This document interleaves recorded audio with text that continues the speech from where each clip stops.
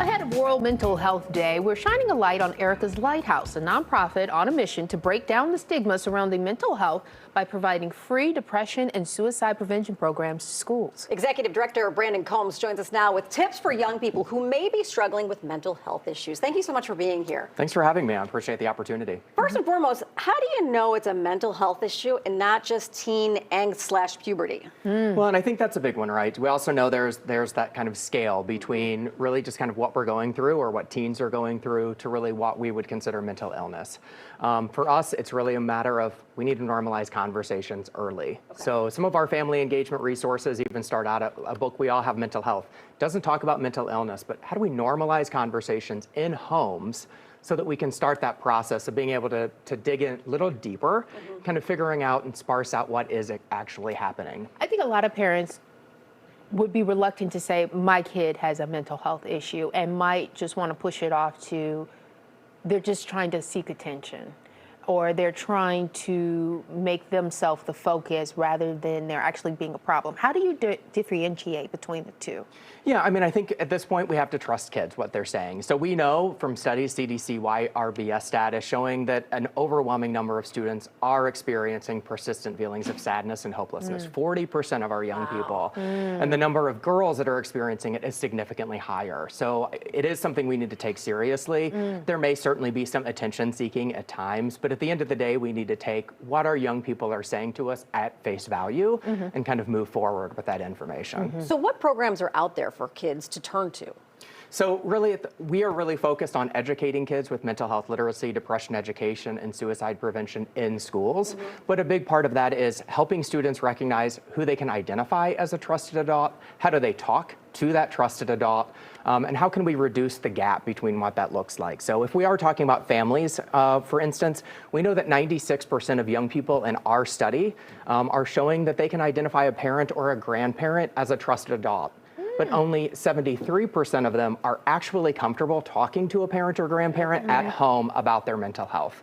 That's a gap, obviously, we need to fill. And we know that gap is even worse within school communities, where 93% of young people can identify a teacher as a trusted adult.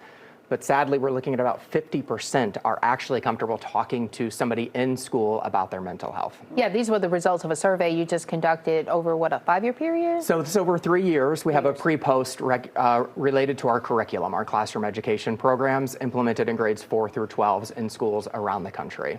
So who are young people looking to trust? Because I would love to think that my son, he's a boy, would come to me if he's got issues, but I don't know if that's always the case.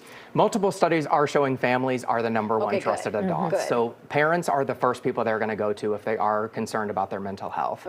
But we also know from our study, right, there's that gap. We're looking at about a 23% difference between that identification and that willingness to seek help and talk to them. So for us, it's really telling families and helping schools communicate to families.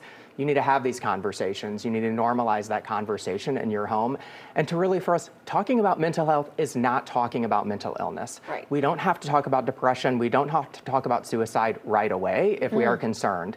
What we can just do is let's talk about good mental health practices, getting enough sleep at night, eating and having proper nutrition, exercising, reducing screen time. Let's put our phones down. Let's normalize that conversation as a trusted adult with your child, as opposed to being, it doesn't have to be that conversation if we're going to talk about suicide today, because that's scary. Wow. And that's not what we need to do. That's a heavy conversation. And then you always don't know, are there resources out there to help parents start that conversation? Absolutely. So Erica's Lighthouse, one of our 4 pillars is family engagement. If you go to ericaslighthouse.org, in the family engagement section, we have workbooks, we have workshops that are accessible to families in English and Spanish that can facilitate that activity or that conversation and provide activities so these families can really do like emoji charts on a fridge. How are you feeling today? This is how I feel. And just really starting the dialogue. And so if it does start to get more serious, parents can have data and start seeing trends. And that's when they can really start to say, okay, something else might be going on here.